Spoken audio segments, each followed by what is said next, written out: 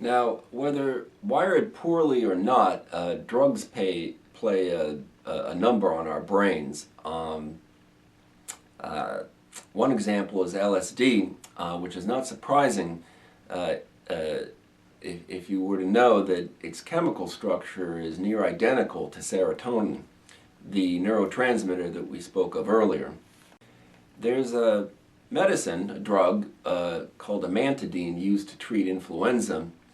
I can remember being on the floor of a hospital, and the nurse called me up because this woman was hallucinating.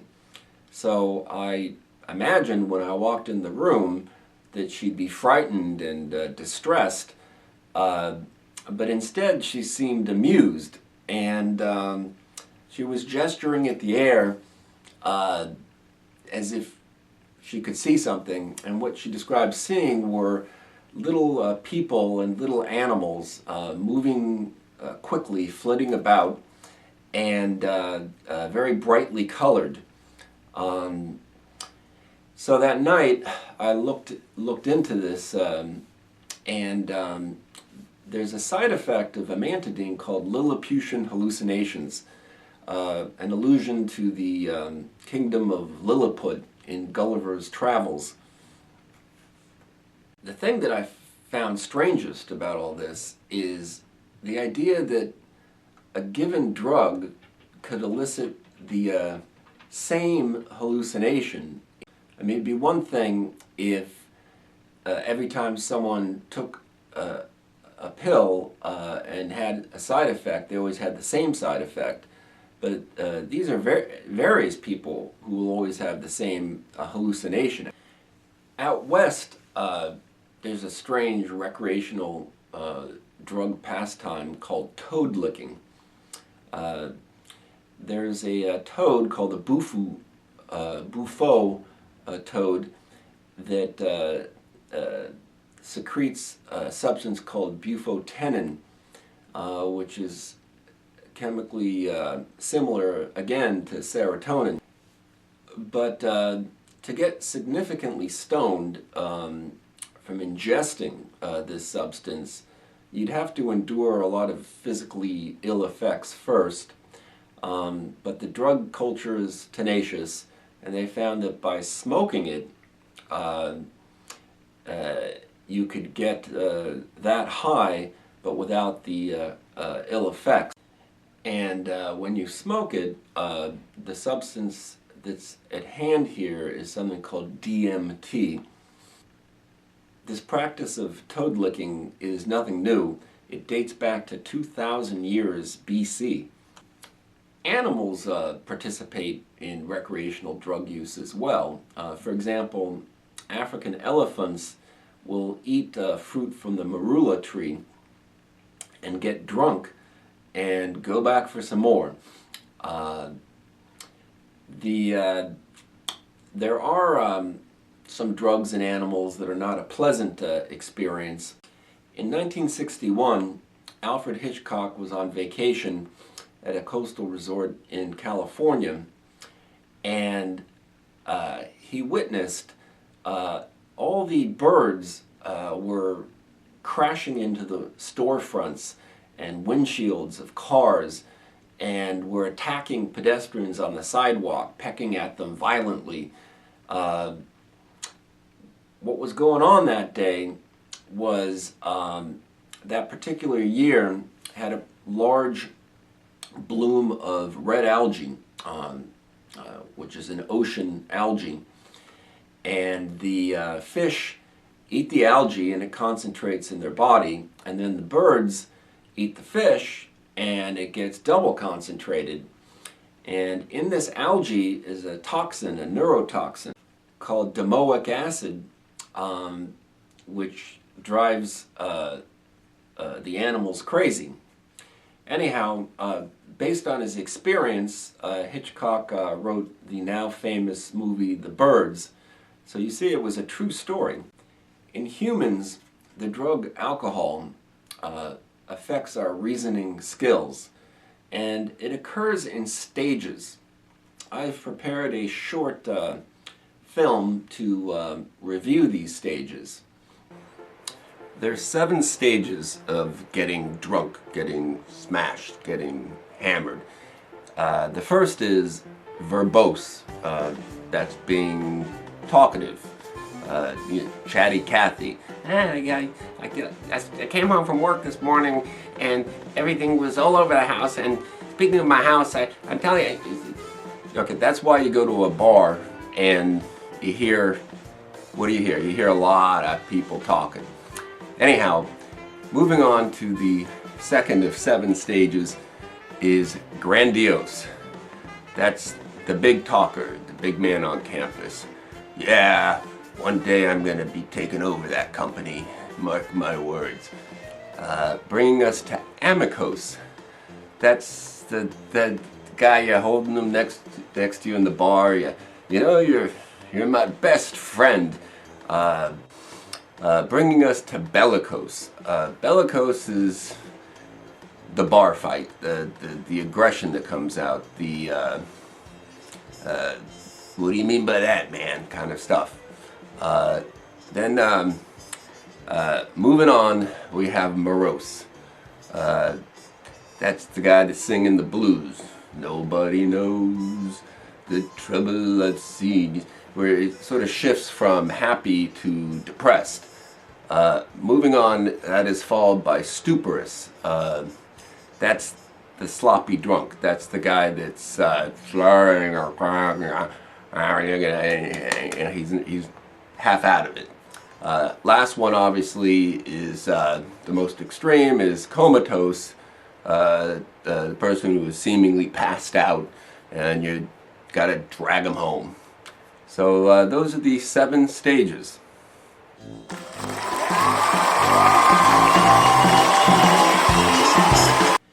It takes our body an hour to metabolize 1 unit of alcohol. 1 unit of alcohol is 1 fluid ounce of whiskey, which is equal to 12 fluid ounces of beer, which is equal to 1 5-ounce glass of wine. Drivers from bars, or restaurants for that matter, utilize this equation to figure out how long they have to wait after how many units of alcohol they ingested, such that they're safe on the road. Now, brain injury can cause some bizarre symptoms. One such disorder involves our brain's language center. In the U.S., English is the most complex of languages. Our dictionary has more words in it than any other language. Despite that, strangely, there is no word that rhymes with orange, silver, or month. Anyhow, this curious response to brain injury that affects the language center is called foreign accent syndrome. After the head injury, the patient develops a foreign accent. For example, a Norwegian that starts speaking with a German accent, or an American who develops a British accent. The patient that's doing this is well aware of it, and they're just as surprised as everyone else that he's taken on this accent out of nowhere. When this does happen, there's nothing related to the patient's travel history or upbringing or exposure that results in whatever accent they take on. Researchers believe that the injury causes a fixed defect in syllable pronunciation. Consider that British performers who are singing songs on the radio often sound very American. So if the process of singing alone could somehow peel off a layer of accent, it's not so hard to imagine that brain injury might do the same thing. Anyhow, this anomaly can last for life or disappear in months just as suddenly as it appeared. Now, when brain injury is from a stroke, that can also cause some strange symptoms. For example, something called anosognosia. It means you don't know that you don't know. The stroke leaves the patient with some physical deficit, but the patient has no awareness of it. They genuinely aren't aware. It's not denial. For example, let's say someone's stroke left them with a weak arm and you ask them just how weak does it feel, they would deny completely having any weakness at all and seem surprised that you'd even ask. Even disrupting dreaming can make your big brain fall apart. A good rule of thumb for sleep in general is that you need 4 hours of sleep per night for your body, for your physical welfare. You need 6 for your brain being sharp the next day, and you need 8 for your mind, emotional well-being. Speaking of sleep, snails can sleep for 3 years without even eating.